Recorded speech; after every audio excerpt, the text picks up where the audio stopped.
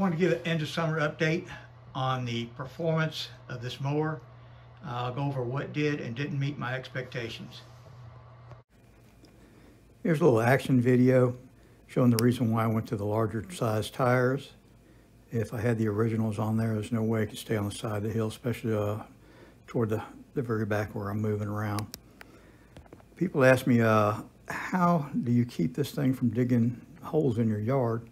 Well, you see me going back and forth at the very end. What I'll do is I'll pull up, turn a little easy going backwards, and then go forward, and then to get that part, and then go back again.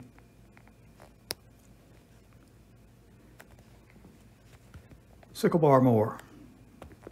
This is real hairy using this thing. I wish it stuck out a little more. I'll probably see if I can make a different mount for it, because it actually does what I need to do. It's just getting that close to the edge of the pond and not running off in there, because it's kind of hairy. You see right here, I got off in the water. Don't want to do that. This is a demonstration of the dual rate mode, which is a 2-speed operation configured through the FlySky transmitter. Forward and back, this is 10%. Makes it real easy to maneuver. No sudden jerky movements. Therefore, not scaring the crap out of me when I'm got up close to the pond. Now, this is at 20%, which is basically almost full speed. I use this when I have to move the mower pretty good distance, because it goes pretty fast. Here's another item I wasn't aware of.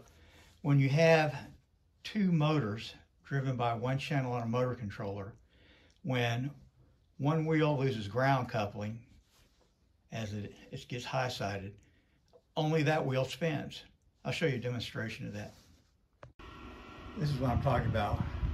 Put some boards on here, pretend it was a high-sided on a bump of dirt or something. But you can't get off of it. The back wheels don't help at all. I had one instance where I actually backed one corner off into the edge of the pond, and I had to go down and get it and pull it out, because there's no way to pull it out on its own. We'll talk about how you could remedy this. The only way to make this a true 4-wheel drive is to use 2 saber-tooth motor controllers via 1 RC receiver. I have a set of plans on my Google Drive or a wiring diagram that does just that. I contemplated using 2 2x32s before I went to this 2x60. In hindsight, I wish I'd have done it that way. Now, if I go with 2 2x32s or 2 2x60s, I will probably have to enlarge the box for the 2x60s and redo quite a bit of wiring. I still may go do the double 2x32s. I haven't decided yet. If I do, I'll post a video on how that turned out. How did the electronics box filtration system work? As you can see right here, this is sand. There's no sand and dirt after I get through mowing with this thing. It's kind of filthy. I haven't washed it off yet. This is the inside of the controller box. This is probably 5 months, 6 months worth of mowing with this thing, and there's absolutely any dust, dirt inside of it. So the filtering system worked out just great. The alternator worked out pretty good on this. It's a 65 amp. Usually when I go through mowing, about an hour and a half, I come back and charge it up. It only takes like 15 minutes to charge it up, so it's doing a pretty good job. Now, to answer a few reoccurring questions. I wired this alternator. It's called a single wire, but you really need to use dual wires when you got in a mower like this, because you really don't know what the connection between the ground on the mower deck and the batteries might be.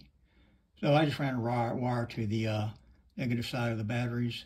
The, I guess, orange washer looking thing there, that's the positive side. The one opposite there with the little leg is the negative side. Somebody asked you how I turn the mower itself on and off. Well, I'm kind of embarrassed of my solution considering what everything else I did. It's just a simple tie wrap. The cable came in through this bracket right here and came to this bracket. Well, all I did was put a tie wrap through there, flick it around, and start the mower. If I need to stop it, left the pigtail and just pop it out and it kills itself. I've had the cover off, and I can probably do an electronic solution for this. If I can't find somebody else that posted one, I'll show how I did this and how I did it in my RC receiver. Overall, I'm satisfied with the way this thing performed this past mowing season. If I make any modifications to the mower and you want to see what they are, please subscribe. Thank you for watching.